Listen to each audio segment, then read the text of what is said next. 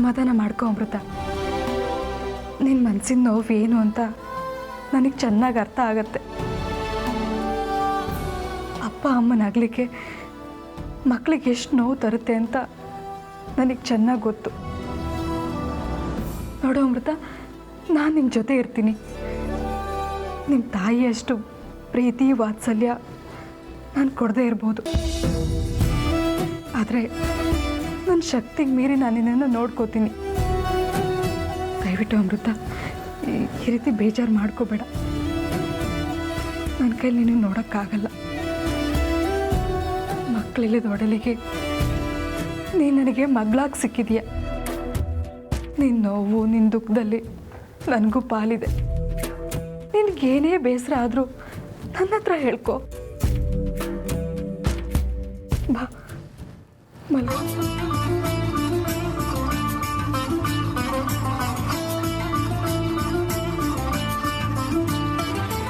ಅಪ್ಪ ಅಮ್ಮನ ದೂರ ಮಾಡ್ಕೊಳ್ಳೋ ಸಂಕಟ ಏನು ಅಂತ ನನಗೆ ಚೆನ್ನಾಗಿ ಗೊತ್ತು. ಮದುವೆ ಆಗೋಕ್ಕೂ ಮುಂಚೆ ಒಂದಿನ ಕೂಡ ನಾನು ಅಪ್ಪ ಅಮ್ಮನ ಬಿಟ್ಟಿದ್ದೋಳೆ ಅಲ್ಲ. ಅಂಥದ್ರಲ್ಲಿ ಮದುವೆ ಆಗಿ ಮನೆಗೆ ಬಂದಮೇಲೆ ಅಪ್ಪ ಅಮ್ಮನ ದೂರ ಮಾಡ್ಕೊಳ್ಳೋ ಸಂಕಟ ನೋವು ಏನು ಅಂತ ನನಗೆ ಗೊತ್ತಾಗಿತ್ತು. ಆದರೆ ಏನು ಮಾಡೋಕ್ಕಾಗುತ್ತೆ ಹೇಳು? ಆದರೆ ನಿನ್ನ ಬದುಕಲ್ಲಿ ವ್ಯತ್ಯಾಸ ಅಂದರೆ ನಿನ್ನ ತಂದೆ ತಾಯಿ ಮತ್ತೆ ಬರದೇ ಇರೋ ಜಾಗಕ್ಕೆ ಹೋಗಿದ್ದಾರೆ. ಹೀಗೆ ಉಳಿದಿರೋದು ಅವ್ರ ನೆನಪು ಮಾತ್ರ. ಅವ್ರ ನೆನಪಲ್ಲೇ ಬದುಕಬೇಕು, ಅದೇ ಜೀವನ. ಅಂದಹಾಗೆ ನಿನ್ನ ತಂದೆ ತಾಯಿ ಯಾರು ಅಂತ ಇದುವರೆಗೂ ನೀನು ಹೇಳೇ ಇಲ್ಲ. ಅವ್ರ ಫೋಟೋ ಏನಾದರೂ ಇದೆಯಾ ನಿನ್ನ ಹತ್ರ? ನನಗೂ ನಿಮ್ಮ ಅಪ್ಪ ಅಮ್ಮನ ನೋಡಬೇಕು ಅಂತ ಆಸೆ ಆಗ್ತಾ ಇದೆ. ಫೋಟೋ ಇದ್ದರೆ ತೋರಿಸ್ತೀಯಾ?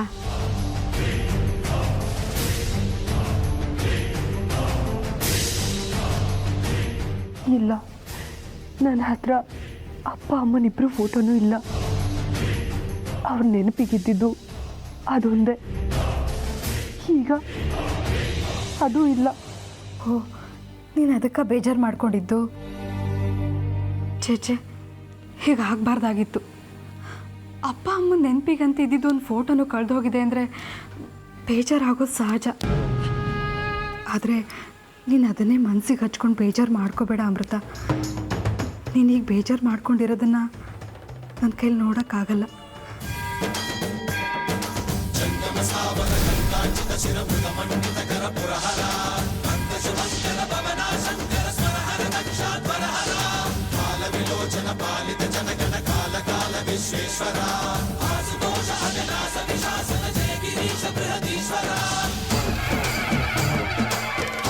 ಅಮೃತರ ಹುಷಾರು, ಅಮೃತರ ಹುಷಾರು. ಅಮೃತ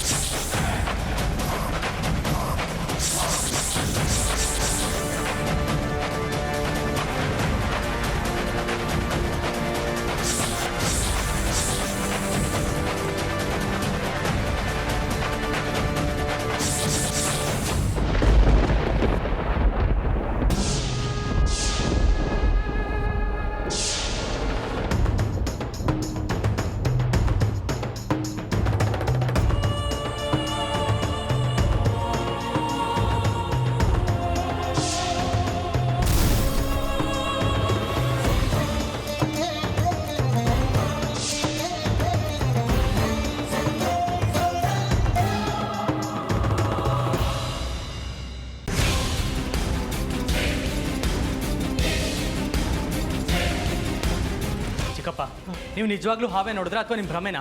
ಅಯ್ಯೋ, ಭ್ರಮೆ ಅಲ್ಲ ವಿಕ್ರಮ್, ನಿಜವಾಗ್ಲೂ ನೋಡಿದೆ. ಅದು ಈ ಕಡೆನೇ ಬಂತು. ಎಲ್ಲೂ ಕಾಣಿಸ್ತಿಲ್ವಲ್ಲ ಚಿಕ್ಕಪ್ಪ?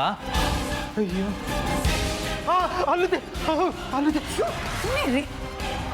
ಹುಷಾರು ವಿಕ್ರಮ್.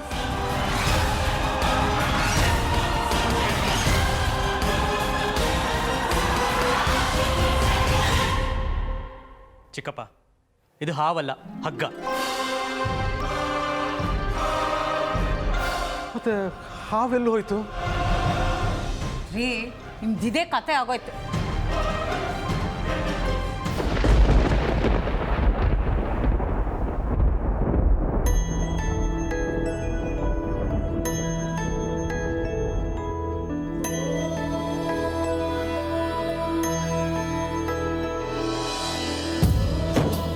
ಶೇಷ, ನೀನೇನಿಲ್ಲಿ?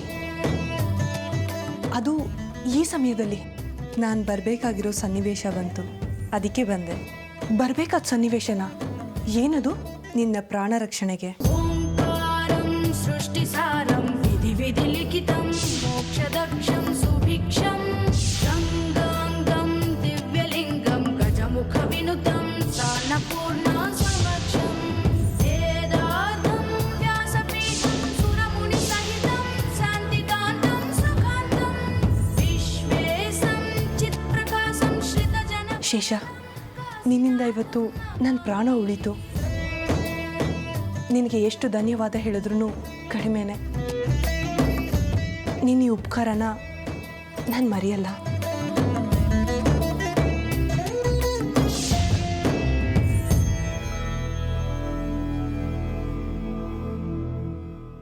ಏನಾಯ್ತು ಅಮೃತ ಅವರೇ? ಏನಾಯ್ತು ನಿಮಗೆ? ನಿಮ್ಗೇನೋ ಆದ ಕನ್ಸ್ಬಿತ್ತು ನನಗೆ. ಯಾವತ್ತೂ ಈ ಥರ ಕನ್ಸ್ಬಿದ್ದಿರಲಿಲ್ಲ. ಇವತ್ತು ಯಾಕೆ ಹೀಗೆ ಬಿತ್ತು? ಅಂದರೆ ನಿಮ್ಗೇನಾದರೂ ತೊಂದರೆ ಆಯಿತಾ?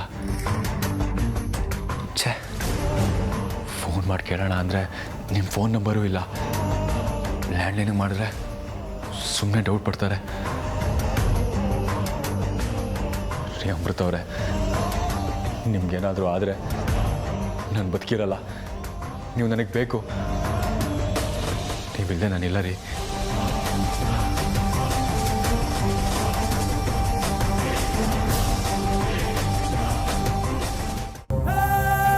ರಜಿ, ರೀ ಬಿಡ್ರಿ ಕೈನ. ಏನ್ರಿ ಇಷ್ಟೊತ್ತಲ್ಲಿ? ಅಲ್ಲ ರಜಿ, ನನ್ನ ಮಾತು ಕೇಳು. ನನಗೆ ಯಾಕೋ ಆ ಮಾಟುಗಾತಿ ಅಮೃತ ಮೇಲೆ ಡೌಟು. ಅವಳು ಮಾಯಾ ಮಂತ್ರ ಮಾಡಿ ಆ ಹಾವನ್ನ ಇಲ್ಲಿ ಕರ್ಸ್ಕೊಂಡಿರ್ಬೋದಲ್ವಾ? ರೀ ಏನ್ ಮಾತು ಅಂತ ಆಡ್ತೀರಾ? ಯಾರಾದ್ರೂ ಮನೆಗೆ ಹಾವನ್ನ ಕರ್ಸ್ಕೊಳ್ತಾರಾ? ಪಕ್ಕದಲ್ಲಿ ಹಾವನ್ನ ಮಲಗಿಸ್ಕೊಳಕ್ಕೆ ಅಮೃತ ನಾಗಿನಿನ? ಅಯ್ಯೋ, ನಾನು ಹೇಳೋದು ನಿನ್ನ ಕಿವಿಗೆ ಹೋಗಲ್ವಲ್ಲ. ಅವಳು ಆ ಹಾವನ್ನ ಮನೆಗೆ ಕರೆಸಿ ನಮ್ಮನ್ನು ಹೆದರಿಸಿ ಈ ಮನೆ ಬಿಟ್ಟು ಓಡಿಸೋದಕ್ಕೆ ಪ್ಲಾನ್ ಮಾಡ್ತಿರ್ಬೋದಲ್ವಾ? ನೋಡು, ಮತ್ತೆ ನನ್ನ ಮಾತು ಮೇಲೆ ನಿನ್ನ ನಂಬಿಕೆ ಇಲ್ಲ ಅಂದರೆ ಈಗ ನೋಡು, ಆ ಅಮೃತ ರೂಮಲ್ಲೇ ಇರಲ್ಲ. ನೋಡೋಣ ಬನ್ನಿ.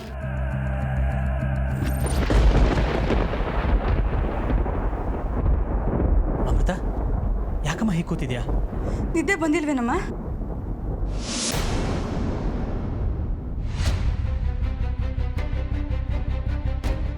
ಇಲ್ಲ, ಯಾಕೋ ಇದ್ದಕ್ಕಿದ್ದ ಹಾಗೆ ಎಚ್ಚರ ಆಯಿತು. ಆಮೇಲೆ ನಿದ್ದೆನೇ ಬರಲಿಲ್ಲ, ಅದಕ್ಕೆ ಎದ್ದು ಕೂತ್ಕೊಂಡೆ. ಹೌದಾ?